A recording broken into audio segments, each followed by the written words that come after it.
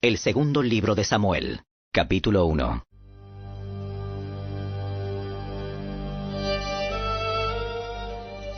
Después de la muerte de Saúl, David regresó de su victoria sobre los amalecitas y pasó 2 días en Siclag. Al tercer día, llegó un hombre del campamento del ejército de Saúl con sus ropas rasgadas y polvo sobre la cabeza en señal de duelo. El hombre cayó al suelo y se postró delante de David con profundo respeto. ¿De dónde vienes? Me escapé del campamento israelita. ¿Qué sucedió? Cuéntame lo que pasó en la batalla. Todo nuestro ejército huyó de la batalla. Murieron muchos hombres. Saúl y su hijo Jonatán también están muertos. ¿Cómo sabes que Saúl y Jonatán están muertos? El hombre respondió. Sucedió que yo estaba en el monte Gilboa. Y allí estaba Saúl, apoyado en su lanza, mientras se acercaban los enemigos en sus carros de guerra. Cuando se dio vuelta y me vio, me gritó que me acercara a él. ¿Qué quiere que haga?, le pregunté. Y él me contestó, ¿quién eres? Le respondí, soy una amalecita. Entonces me suplicó, ven aquí y sácame de mi sufrimiento, porque el dolor es terrible y quiero morir. De modo que lo maté, porque me di cuenta de que no iba a vivir. Luego tomé su corona y su brazalete, y se los he traído a usted, mi señor. Al escuchar las noticias, David y sus hombres rasgaron sus ropas en señal de dolor. Hicieron duelo, lloraron y ayunaron todo el día por Saúl y su hijo Jonatán, también por el ejército del Señor y por la nación de Israel, porque ese día habían muerto a espada. Luego David le dijo al joven que trajo la noticia. ¿De dónde eres?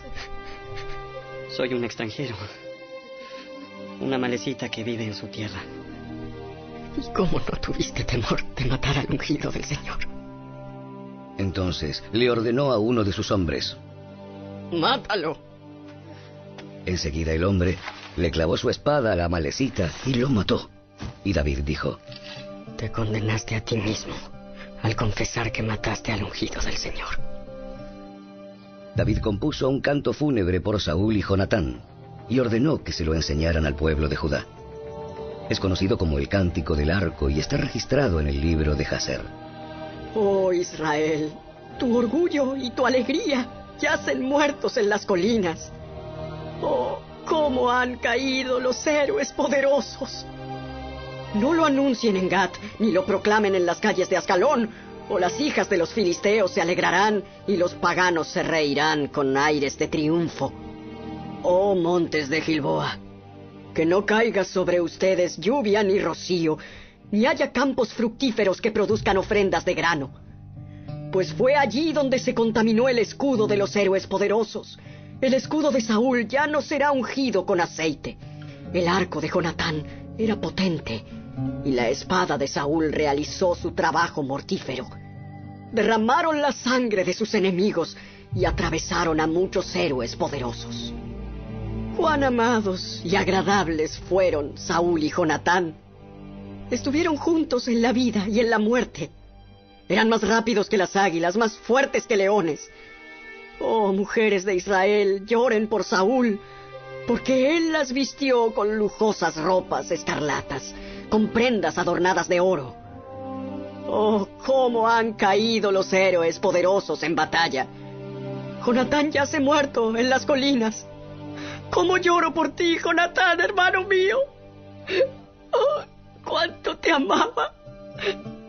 Tu amor por mí fue profundo, más profundo que el amor de las mujeres. ¡Oh, cómo han caído los héroes poderosos, despojados de sus armas! Yacen muertos.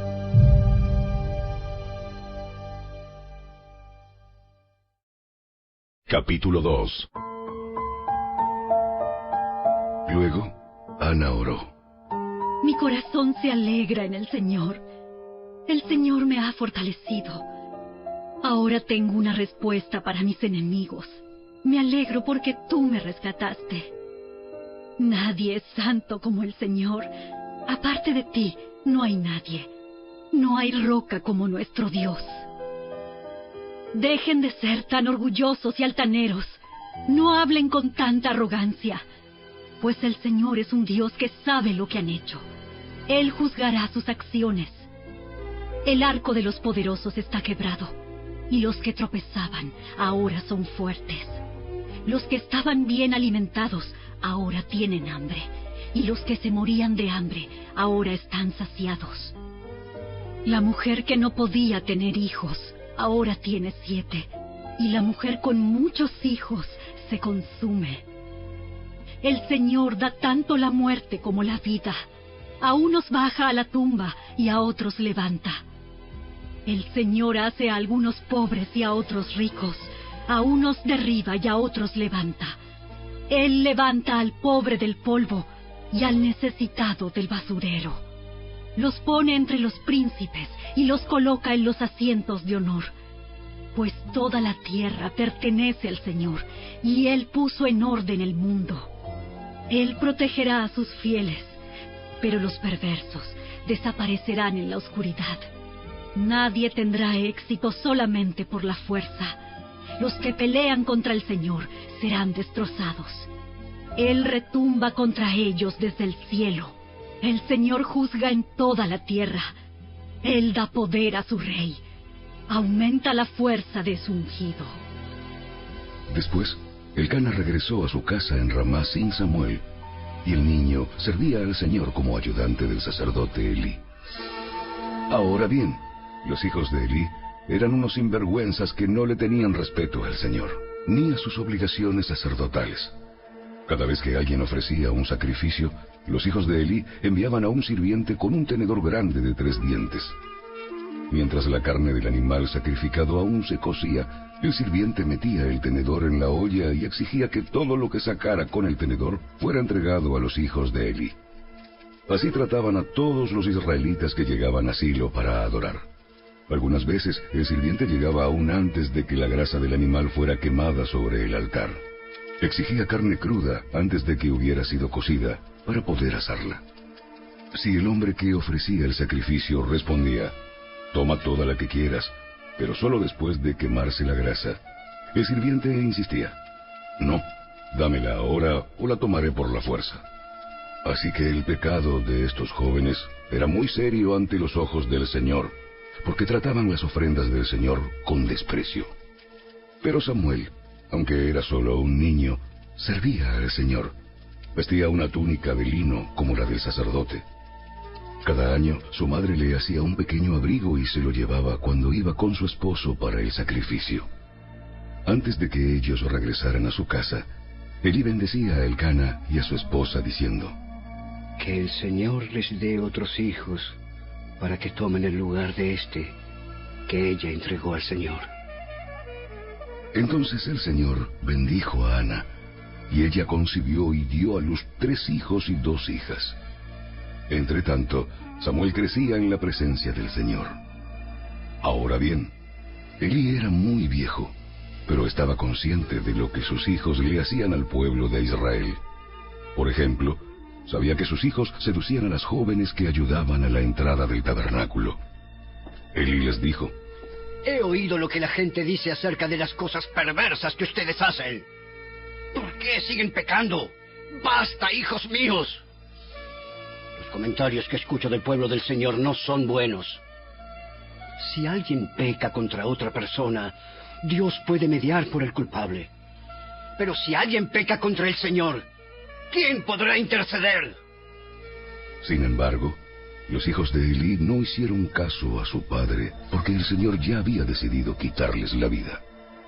Mientras tanto, el niño Samuel crecía en estatura física y en el favor del Señor y en el de toda la gente.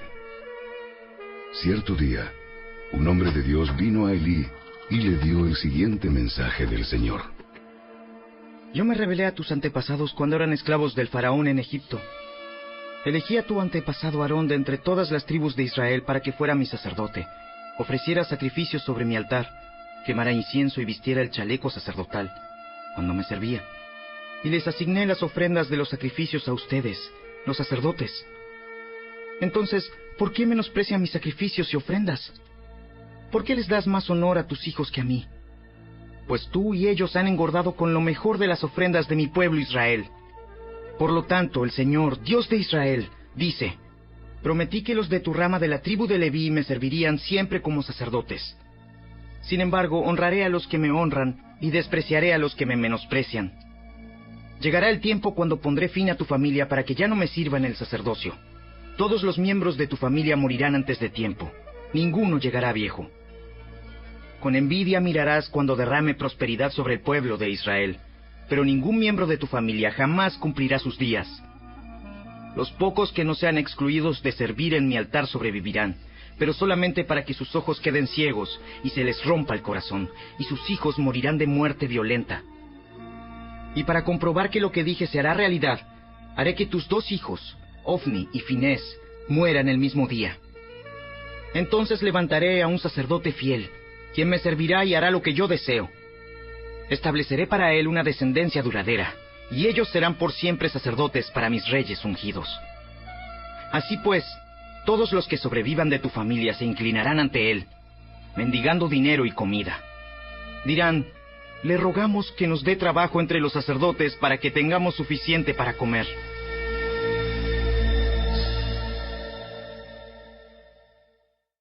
Capítulo 3. Este fue el comienzo de una larga guerra entre los que eran leales a Saúl. Capítulo 3. Este fue el comienzo de una larga guerra entre los que eran leales a Saúl y los que eran leales a David. Con el paso del tiempo, David se volvió cada vez más fuerte, mientras que la dinastía de Saúl se iba debilitando. Estos son los hijos que le nacieron a David en Hebrón. El mayor fue Amnón, y su madre fue Ahinoam de Jezreel. El segundo fue Daniel, y su madre fue Abigail, la viuda de Nabal de Carmelo. El tercero fue Absalón, y su madre fue Maaca, hija de Talmai, rey de Gesur. El cuarto fue Adonías, y su madre fue Agit.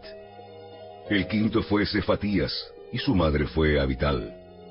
El sexto fue Itream, y su madre fue Egla, esposa de David. Todos estos hijos le nacieron a David en Hebrón. Como la guerra entre la casa de Saúl y la casa de David continuaba, Abner llegó a ser un poderoso líder entre los que eran leales a Saúl. Cierto día, Isboset, hijo de Saúl, acusó a Abner de haberse acostado con una de las concubinas de su padre, una mujer llamada Rispa, hija de Aja. Abner se puso furioso. ¿Soy acaso un perro de Judá para que me trates a patadas? Después de todo lo que hice por tu padre Saúl, por su familia y por sus amigos al no entregarlos a David, ¿es mi recompensa que me culpes por lo de esta mujer? ¡Que Dios me castigue y aún me mate si no hago todo lo posible para ayudar a David a que consiga lo que el Señor le prometió! Voy a tomar el reino de Saúl y entregárselo a David. Voy a establecer el reino de David sobre Israel, al igual que sobre Judá. Todo el territorio desde Dan en el norte hasta Berseba en el sur. Isboset no se atrevió a decir ni una sola palabra más, porque tenía miedo de lo que Abner pudiera hacer. Entonces Abner envió mensajeros a decirle a David: ¿acaso no le pertenece a usted toda la tierra? Haga un pacto solemne conmigo, y le ayudaré a que todo Israel se ponga de su parte. Muy bien, pero no negociaré contigo, a menos que cuando vengas me traigas a mi esposa Mical, hija de Saúl. Además, David envió este mensaje a Isboset, hijo de Saúl: devuélveme a mi esposa Mical, pues la compré con la vida de 100 filisteos. Entonces Isboset quitó a Mical de su marido Palti, hijo de Lais. Palti la siguió hasta Baurín, llorando todo el camino. Por eso Abner le dijo: regresa a tu casa. Así que Palti volvió a casa. Mientras tanto, Abner había consultado con los ancianos de Israel y les dijo: desde hace tiempo ustedes han querido hacer a David su rey. Ahora es el momento, pues el Señor ha dicho: yo he elegido a David para que salve a mi pueblo Israel de manos de los filisteos y de sus demás enemigos. Abner también habló con los hombres de Benjamín. Después se fue a Hebrón para decirle a David que todo el pueblo de Israel y de Benjamín aceptaban apoyarlo. Cuando Abner y 20 de sus hombres llegaron a Hebrón, David los recibió con un gran banquete. Luego Abner propuso a David: déjame que vaya y convoque a todo Israel a una asamblea para que apoye a mi señor, el rey. Los israelitas harán un pacto con usted para hacerlo su rey, y usted gobernará todo lo que desea su corazón. Así que David despidió a Abner en paz. Pero justo después que David despidió a Abner en paz, Joab y algunas de las tropas de David regresaron de una incursión y traían un gran botín. Cuando Joab llegó, le dijeron que Abner acababa de visitar al rey y que David lo había enviado en paz. Entonces Joab fue deprisa a ver al rey y le preguntó: ¿qué ha hecho usted? ¿Qué pretende al dejar ir a Abner? Sabe perfectamente bien que vino a espiarlo y averiguar todo lo que está haciendo. Con eso Joab dejó a David y envió mensajeros para que alcanzaran a Abner y le pidieran que regresara. Ellos lo encontraron junto al pozo de Sira y lo trajeron de regreso sin que David supiera nada. Cuando Abner llegó de nuevo a Hebrón, Joab lo llevó aparte, a las puertas de la ciudad, como si fuera a hablar en privado con él. Pero lo apuñaló en el estómago y lo mató en venganza por la muerte de su hermano Asael. Cuando David se enteró, declaró: Juro por el Señor que yo y mi reino somos inocentes para siempre de este crimen cometido contra Abner, hijo de Ner. Joab y su familia son los culpables. ¡Que la familia de Joab sea maldita! Que nunca falte un hombre de cada generación que padezca de llagas o de lepra, o que camine con muletas, o que muera a espada, o que mendigue comida. Joab y su hermano Abisai mataron a Abner, porque éste había matado a su hermano Asael en la batalla de Gabaón. Entonces David les dijo a Joab y a todos los que estaban con él: rásguense la ropa, pónganse tela áspera y hagan duelo por Abner. El rey David en persona caminó detrás del cortejo fúnebre hasta la tumba. Así que enterraron a Abner en Hebrón, y el rey y todo el pueblo lloraron junto a la tumba. Luego el rey cantó este canto fúnebre por Abner: ¿acaso tenía que morir Abner como mueren los necios? Tus manos no estaban atadas, tus pies no estaban encadenados. No, fuiste asesinado, víctima de un complot perverso. Entonces todo el pueblo lloró nuevamente por Abner. David rehusó comer el día del funeral y todos le suplicaban que comiera. Pero David había hecho el siguiente juramento: que Dios me castigue y aún me mate si como algo antes de que se ponga el sol. Esto agradó mucho a los israelitas. De hecho, todo lo que el rey hacía les agradaba. Así que todos en Judá y en Israel comprendieron que David no era responsable de la muerte de Abner. Después, el rey David les dijo a sus oficiales: ¿no se dan cuenta de que hoy un gran comandante ha caído en Israel?